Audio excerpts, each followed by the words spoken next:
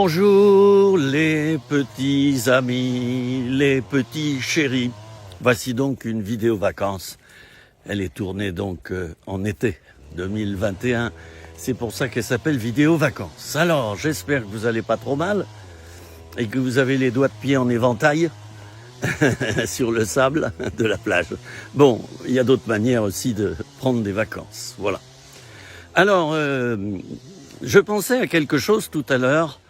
Moi qui suis un cuisinier, bon, j'ai fait 5 ans de formation à l'école hôtelière de Paris, avec un BTS de gestion hôtelière à la clé et un brevet de technicien hôtelier. Bon, donc je sais tout faire. Bon, j'ai beaucoup perdu depuis. Mais la cuisine, la réception, tout, la gestion, tout ce qui concerne l'hôtellerie, je sais le faire. Hein, diriger une équipe de serveurs et de serveuses. Voilà. Pas toujours facile de dire qu'un homme dirige des serveuses. Hein. Je le dis au passage et sans misogynie. Hein. Pas toujours facile, mais c'est faisable. Moi, j'ai réussi. Alors, je pensais à quelque chose tout à l'heure, donc relatif à de la cuisine. Bon, eh bien, quand on fait du pain, il faut mettre du levain. Faites votre pain et ne mettez pas de levain, vous aurez un bout de biscuit. Et c'est pas tellement bien. Bon, alors, vous voyez, je pensais à cela tout à l'heure et je me dis, mais bon, nous sommes le levain pour le monde, hein, c'est-à-dire que c'est grâce à nous. Et Siki, viens là. Siki, viens là. C'est grâce à nous. Je vais le remettre en laisse pendant ma vidéo parce que il a tendance quelquefois à s'échapper chez le voisin, là où je suis. Alors, bon, là, Siki, viens là. Je vous ai dit, hein, on est en vacances, hein, vous êtes d'accord? On va me prendre un pastis, là, préparer les olives et la tapenade. Siki, viens là. Alors, nous sommes le levain pour le monde. Et puis, il n'y a pas que ça. Je dirais que Christ aussi est un levain, bien sûr. C'est évident. Hein. C'est évident, il est un levain. Et quelquefois, on ne pense pas. C'est qui? Non, viens là. Viens là. Dépêche-toi. Allez, ici. Voilà, là, il s'est immobilisé. Vous allez assister en direct à sa mise en laisse. Voilà, il se frotte sur le sol. Hein. Voilà, ça c'est pour éviter que les insectes... je vais vous montrer. Je ne sais pas si vous le verrez, si je dirige bien. Voilà, je l'ai mis en laisse, ce qui fait que pendant ma petite vidéo, eh bien, je serai assez tranquille. Hein. Bon, alors je parlais du levain. Oui, quand on a un problème, quelquefois il y a quelque chose auquel on ne pense pas. Et pourtant, on le sait qu'il faudrait le faire. On ne pense pas en dernier ressort, après avoir, vous savez, quand on a un gros problème, alors on commence à... Hein, la bobine, elle se met en marche, on réfléchit. On se dit, tiens, je pourrais faire comme ça, bah non, je vais faire comme ça, bah non, je vais faire comme ça. Et puis alors, on est en colère quand on voit qu'on n'a pas de solution, on n'a pas d'issue. D'accord? On est en colère. Moi comme vous. Et c'est tout bête. Quelquefois, on ne pense pas à incorporer le levain qu'est Jésus-Christ lui-même. Et à dire, bon Seigneur, voilà, on se met à genoux, bon Seigneur, je n'ai aucune issue, c'est bloqué. Ça fait même longtemps que je prie pour ça. Il n'y a rien qui change. Mais Seigneur, là, je veux pas seulement te prier de faire quelque chose, je veux t'introduire dans cet événement, voyez? C'est différent que de prier Jésus. On l'introduit dans l'événement, hein? Comme un levain qu'on introduit dans de la pâte. C'est quelque chose, c'est un degré supplémentaire d'abandon et de confiance. On introduit Jésus dans l'événement. Et on dit, Jésus, pose ta main maintenant. Allez, voilà, on l'introduit. Seigneur, rentre dans cet événement-là. C'est trop douloureux pour moi. Rentre maintenant, Seigneur. Allez, tu rentres maintenant, Jésus. tu rentres, pose ta main percée sur mon enfant, sur mes factures, si c'est un problème financier, sur l'accident que je viens d'avoir, ou je suis au chômage. Pose ta main maintenant. Seigneur, rentre dans ma situation et deviens chômeur avec moi. Et là, tu vas faire un miracle. Vous voyez, on n'y pense pas toujours à ça, d'introduire le Seigneur. Vous savez qu'au niveau de la guérison intérieure, bon, moi je le dis sans me gausser, comme on dit, sans me flatter. Au niveau de la guérison intérieure, on peut, justement, alors on ne peut pas changer un événement passé. C'est pas possible. On ne peut plus le changer. Mais on peut changer les réactions qu'on a eues à l'époque face à cet événement passé, d'accord ? On peut changer ses réactions. Et notamment, on peut passer un temps en prière avec quelqu'un qui est spécialisé dans la guérison intérieure, parce que c'est une spécialisation. Vous savez comme moi que, en tant que pasteur, il y a le pasteur, j'allais dire, généraliste, et puis il y a le pasteur spécialiste. Il a reçu des dons bien spécifiques. Bon, en ce qui me concerne, moi, c'est la guérison intérieure. Donc facilement, je vois quelque chose, je prie pour quelqu'un. J'ai été formé aussi à cela. Non seulement j'en ai l'onction et le ministère, mais j'ai été formé en plus. J'ai assisté à des séminaires de formation, et puis voilà. Alors, donc, on peut, par rapport à un événement passé, douloureux, ou pas, mais qui nous a en tout cas bouleversés ou chagrinés, ou qui nous a fait prendre des décisions qui n'étaient pas les bonnes, on peut réintroduire Jésus, même si c'est 20 ans après. On va réintroduire Jésus dans l'événement. Vous voyez ce que je veux dire ? La présence de Jésus. Et Liane Penn, que j'ai connue, qui est décédée maintenant, elle est auprès du Seigneur, Liane Penn, qui a fait plusieurs magnifiques ouvrages en anglais, Liane Penn, elle en parlait de ça, d'introduire la présence de Jésus. Alors on peut le faire par rapport à notre passé, par rapport à notre présent, on peut le faire par rapport à notre futur. On introduit la présence de Jésus. Et ça, c'est une démarche volontaire. C'est pas Dieu qui le fera à votre place, ni un autre. C'est vraiment un acte volontaire. On se met en prière. On se replonge dans l'événement passé qui nous fait mal, ou du moins qui a fait que nous nous sommes mal orientés. Et puis, on dit, Seigneur, descends maintenant dans cette scène. Vous savez que pour le Seigneur, un an est comme 1000 jours, et 1000 jours sont comme un an. Il n'a pas la notion du temps dans notre échelle terrestre à nous. D'accord ? Lui, il voit, je pense, tout en même temps. Tant pis, je le redis, je l'ai déjà dit dans une autre vidéo, mais à l'école biblique, un professeur que j'ai eu a dessiné un cercle, donc au tableau, puis il a mis un point au milieu. Il a dit, voilà, le cercle, c'est l'échelle du temps. Voilà. Moyen-Âge, voilà, etc., etc., 20e siècle, 21e siècle. Bon. Et puis c'est toi également, depuis ta naissance, donc tu as tourné, tu as grandi. Et Jésus, il est au centre, Dieu est au centre. Et lui, il voit tout en même temps. Ça ne veut pas dire que,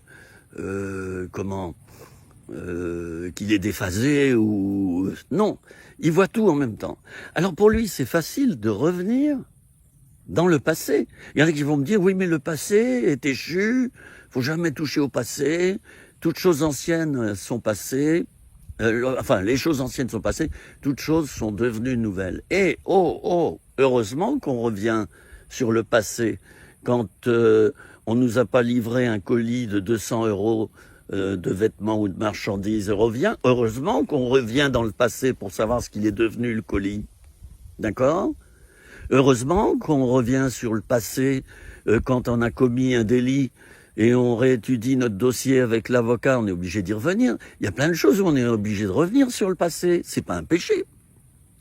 Alors, par rapport à la guérison intérieure, les amis, vous avez vu ce soleil, je l'ai pas cherché, hein, la petite lumière.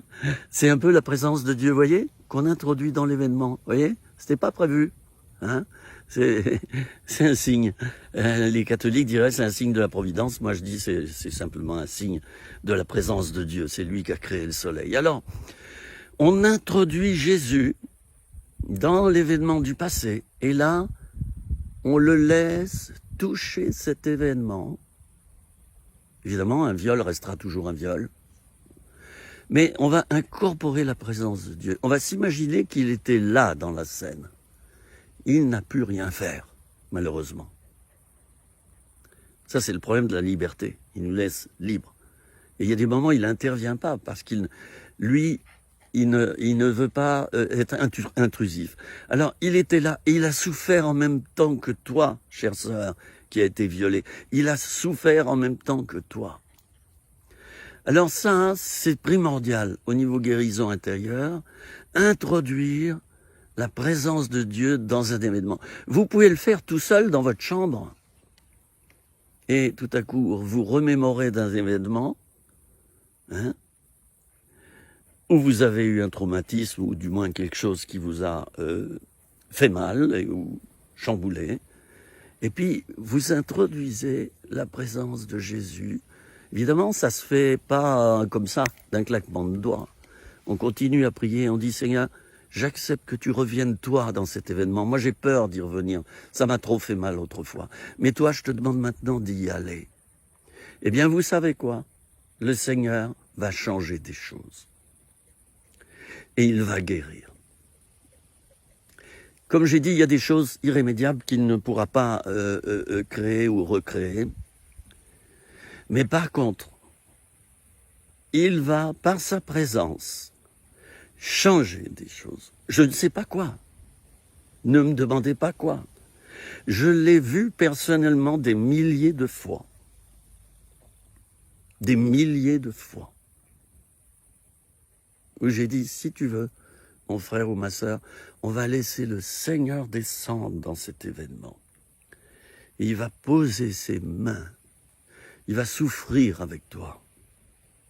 Ou se réjouir avec toi. Ou ne rien dire, être auditeur silencieux, et il verra.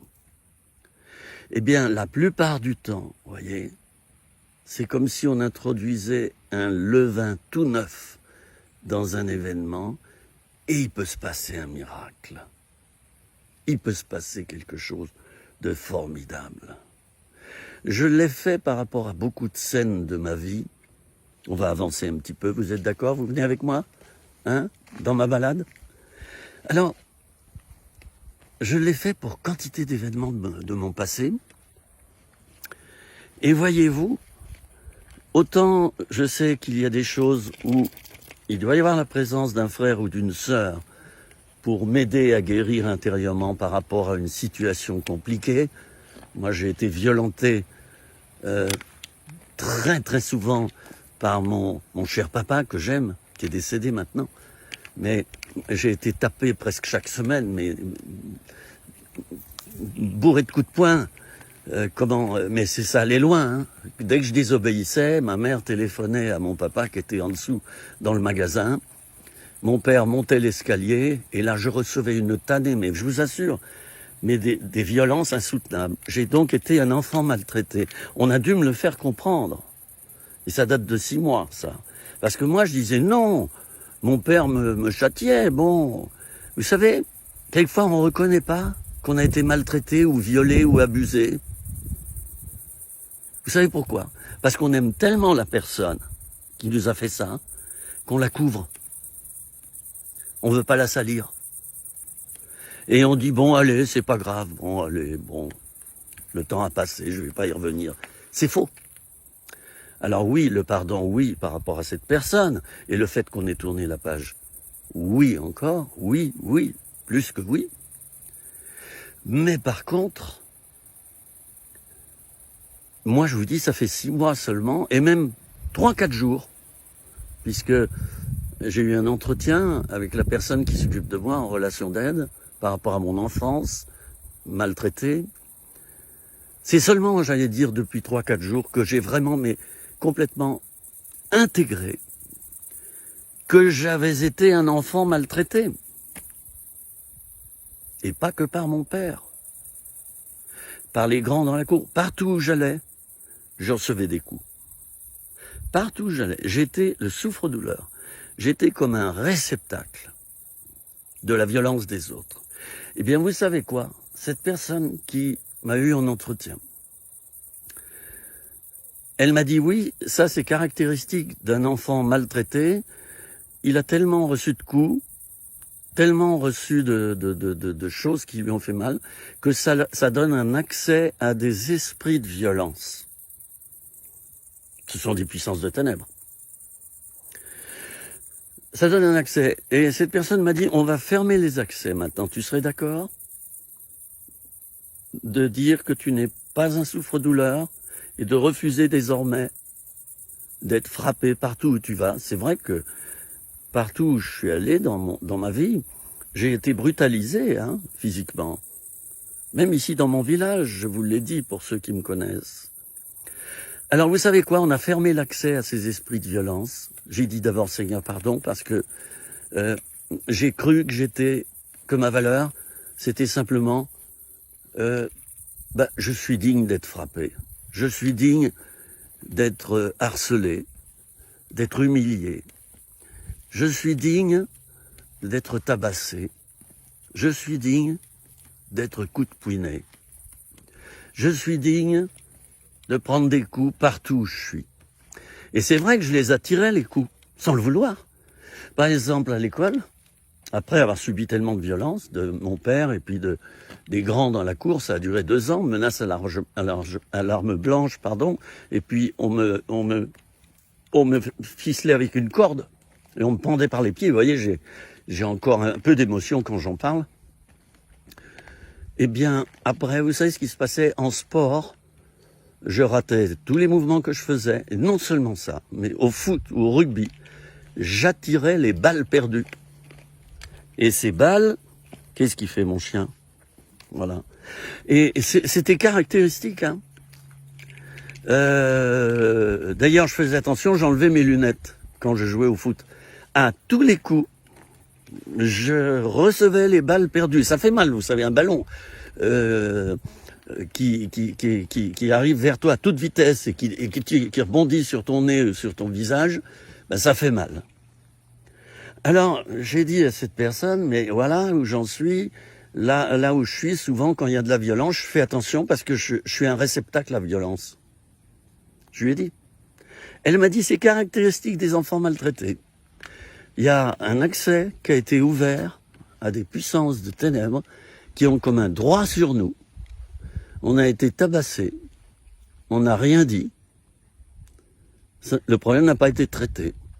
Et ensuite, les puissances des ténèbres, vous savez ce que c'est, qui est Satan, eh bien, ont un accès et elles vont te mortifier toute ta vie. Tu retrouveras le même problème partout où tu vas. Tout simplement parce que tu as un accès en toi. Alors cette personne m'a conduit dans un moment de guérison et on a fermé l'accès. Eh bien, savez-vous, 3 jours plus tard, j'ai assisté à des scènes de violence pas loin de chez moi.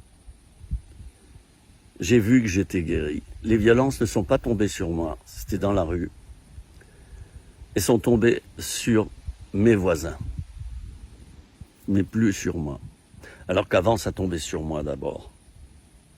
Vous voyez, c'est un tout petit témoignage que je vous livre et qui est tellement important. Parce que, vous savez, subir des violences physiques, et je crois que il y a une femme qui meurt, je sais plus les chiffres, tous les 3 jours ou quoi, frappée par son homme. Vous vous rendez compte?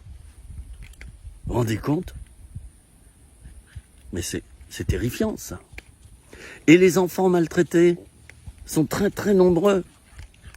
Très nombreux, les enfants maltraités. Abusés sexuellement, les incestes, les coups qui pleuvent, les menaces. Moi, on me renfermait dans ma chambre, à clé, pendant quelques heures, quand j'avais désobéi, au pain sec et à l'eau. Voilà, tu restes là. Je suis devenu un révolté. Une autorité qui n'est pas juste produit la rébellion et produit un dégoût des autorités, et ensuite on devient un insoumis. Vous voyez ? Moi, quand je vois certaines images à la télévision en ce moment, vous voyez de quoi, hein ? Ceux qui crient « liberté, liberté, liberté », qui sont dans la rue, hein ? Je ne citerai pas les termes, puisque y a un moteur qui me surveille, hein ? Chaque mot est pesé avant diffusion de mes vidéos. C'est comme ça maintenant la liberté en France, hein ? Tu as le droit de dire tout ce que tu veux par rapport au péché, on va te laisser passer, hein ? Mais dès que tu dis des choses vraies et profondes, t'es censuré. Bon, en l'occurrence, je veux pas l'être. Alors, eh bien, je suis convaincu, moi, que dans les semaines qui vont suivre, les événements, je dirais pas lesquels, seront résolus par nos hautes autorités, que je ne nommerai pas, par ce qu'on appelle la violence légale. Elle a bon dos, la violence légale. Je suis une autorité, je deviens violent, je tire, vous savez avec quel engin, hein, je tire dans la foule, paf, perte d'un œil. On va se servir de ces moyens-là pour réduire un peuple qui se lève en ce moment et qui crie liberté, mais fans de chichoun, sur nos mairies, c'est marqué liberté, égalité, fraternité. Mais nos hautes autorités devraient se réjouir qu'un peuple descende dans la rue pour crier liberté, liberté, liberté. Parce que c'est un des principes de la démocratie et de la République française. Mais non, on ne se réjouit pas et on va réduire, vous verrez, la population qui descend dans les rues, on va la réduire par la violence qu'on appelle légale. Alors oui, il y a de la violence légale, hein. Un terroriste vient d'assassiner 3 personnes, il menace de tirer sur un policier qui arrive. Là, moi je dis pas de cadeau. Violence légale, bam, il est abattu. C'est normal. Avant qu'il tue d'autres personnes. Bon, ça c'est la violence légale. Et elle est justifiée. Et moi je suis d'accord avec ça. Je suis d'accord avec l'armée. Je suis d'accord avec la police. Avec la gendarmerie. Quand les supérieurs qui donnent des ordres restent justes. Mais quand ces personnes tombent dans l'injustice et donnent des ordres qui ne sont pas justes, qui ne respectent pas d'ailleurs les lois, hein, ça j'ai remarqué bien souvent. Alors là, vous voyez, il y a problème. Il y a un problème. Je ne sais pas pourquoi je parlais de ça, mais en tout cas, j'ai voulu témoigner dans cette petite vidéo de vacances, hein. Regardez, hein, encore, voilà. Et puis il y a du vent cet après-midi, il fait 25 degrés, c'est super, il y a du vent, c'est tellement beau d'entendre le vent comme ça. Dieu a créé le vent, hein. C'est doux aux oreilles, une bise. Hein. Alors j'ai voulu témoigner dans cette vidéo de mes délivrances progressives de la violence. J'ai eu des délivrances autrefois, il y a plus de 20 ans. Et là, j'approfondis, mais par rapport aux blessures des violences. Vous voyez, je n'ai plus jamais été violent, parce qu'il y a un moment dans ma vie où j'ai rendu les violences qu'on m'avait faites, mais pas aux mêmes personnes.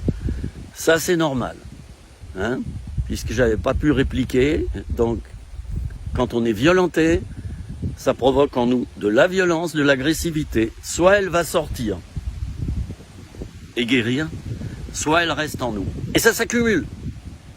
Ça s'accumule comme un dépôt. Et ça va boucher les égouts.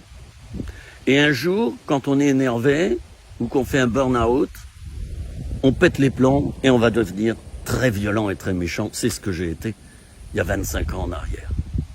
Ce qui m'a valu d'ailleurs une peine de prison. Je ne sais pas s'il y en a qui le savaient. J'ai écrit un livre que vous pouvez commander. À l'époque, c'était aux éditions Fayard, s'il vous plaît. Hein, Quand la justice nous casse. Voilà. Et maintenant, il est relayé par les éditions du Jubilé Le Sarment. Notez-le, ceux que ça intéresse. Vous pouvez vous le procurer. soit me le demander en message privé, et je vous dirai comment l'obtenir, j'en ai en stock. C'est un livre d'aventure qui explique comment, moi, en tant qu'aumônier de prison, eh bien, par les violences que j'ai eues envers certains bénévoles qui travaillaient avec moi, c'était pas dans l'église, bien sûr. Alors, ben oui, j'ai été violent, j'ai donné des coups, honte à moi. Mais ça s'explique, parce que j'ai rendu les coups qu'on m'avait donnés, lancés autrefois. Vous voyez, il y a une explication. Je suis coupable de l'avoir fait, hautement coupable. Hautement coupable. Jésus-Christ m'a lavé de mes iniquités, je me suis repenti et j'ai changé. J'ai plus jamais été violent depuis. Ou alors peut-être désagréable verbalement. Mais ça vient d'être traité. C'était un reliquat. Vous voyez, une personne qui s'énerve tout le temps, là, c'est l'énervement. C'est une personne qui a des violences intérieures qui ne sont pas réglées, qui n'ont pas été données au Seigneur. C'est pas normal qu'une personne soit tout le temps violente, puis t'as peur d'elle. Hein. Dans le cadre du couple, alors, ça devient un enfer. Alors, l'autre conjoint, ça peut être une femme comme un homme, se met à parler d'une manière doucereuse et a peur de prendre soit des coups verbaux, soit des coups physiques, parce que ça arrive. C'est pas normal, ça. Si sans arrêt, dès qu'on te parle, dès que tu vois que quelqu'un fait pas comme tu veux, toi, comme tu aimerais que ça soit, si tu commences à être agressif puis à casser l'autre, t'as un problème. Allez, je vais être gentil, je vais dire t'as un blême. Voilà.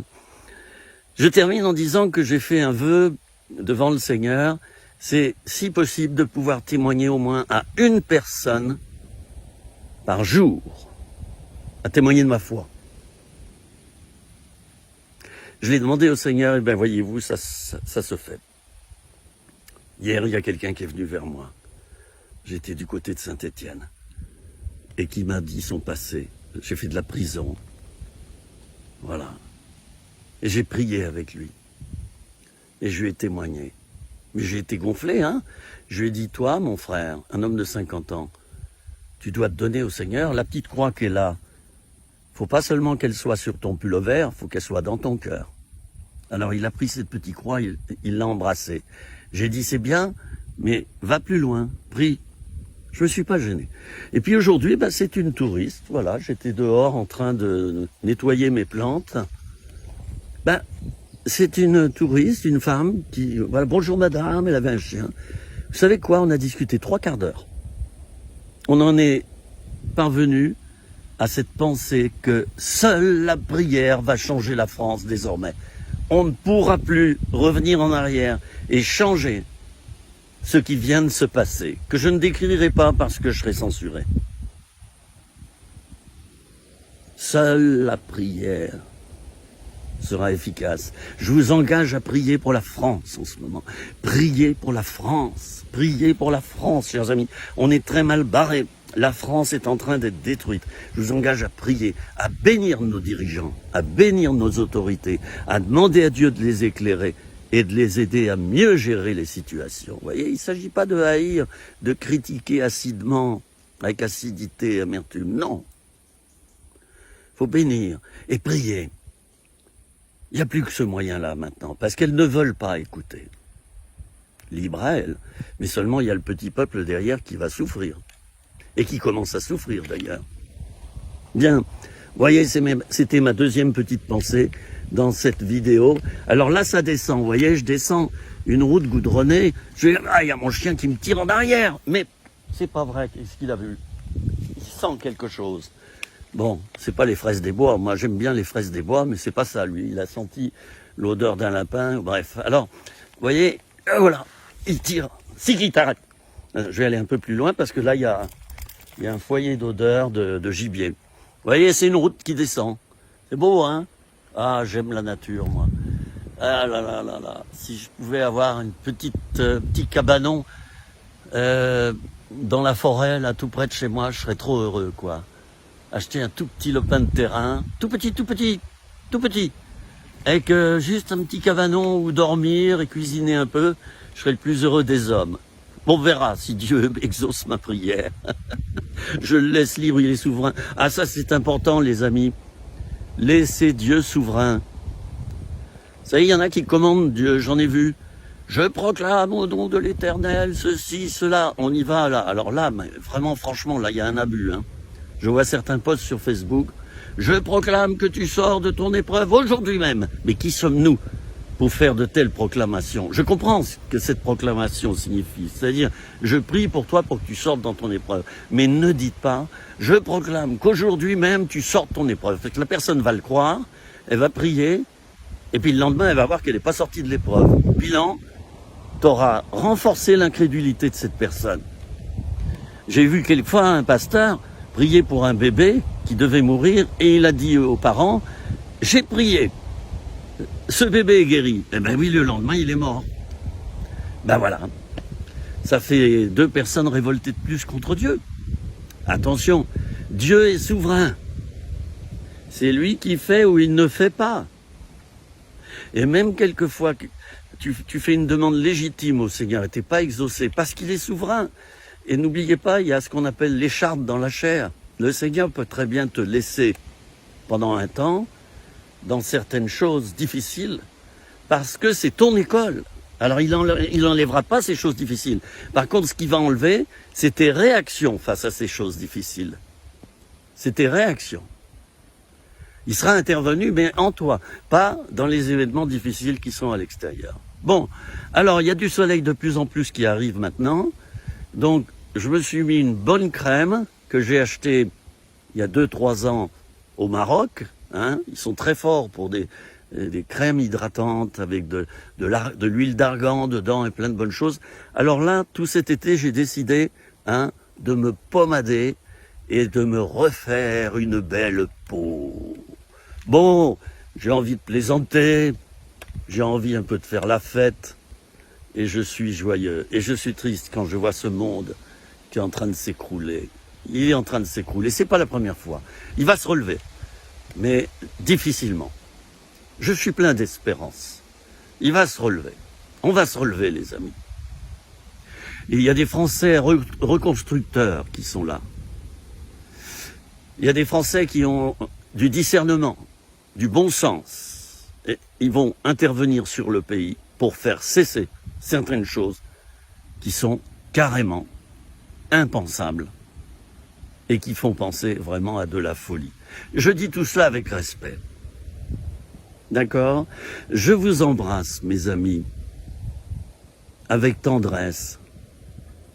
Et je vous aime. Dieu est amour. Et vous savez, une des caractéristiques principales d'un chrétien, c'est pas qu'il reprend les autres, non, c'est qu'il les aime. Et c'est parce qu'il les aime qu'il peut être amené à les reprendre dans la douceur. Rien sans amour. Tu prophétises, tu as des dons spirituels, tu donnes tes biens aux pauvres, si tu ne le fais pas par amour. 1 Corinthiens 13 te dit, cela ne sert de rien. Donc examine-toi, tout ce que tu fais le fais par amour. Quand tu parles à ton conjoint, homme ou femme, tu le fais par amour. Voilà. Alors, eh bien, je vous laisse avec ça. Je vous donne rendez-vous pour une autre petite vidéo vacances dans les jours qui suivront. À bientôt, je vous embrasse. Depuis les monts du Lyonnais, vous retrouverez ma chaîne YouTube en allant sur le site YouTube. Vous tapez Philippe Ozenet et là vous avez 150 vidéos gratuitement que vous pouvez visionner.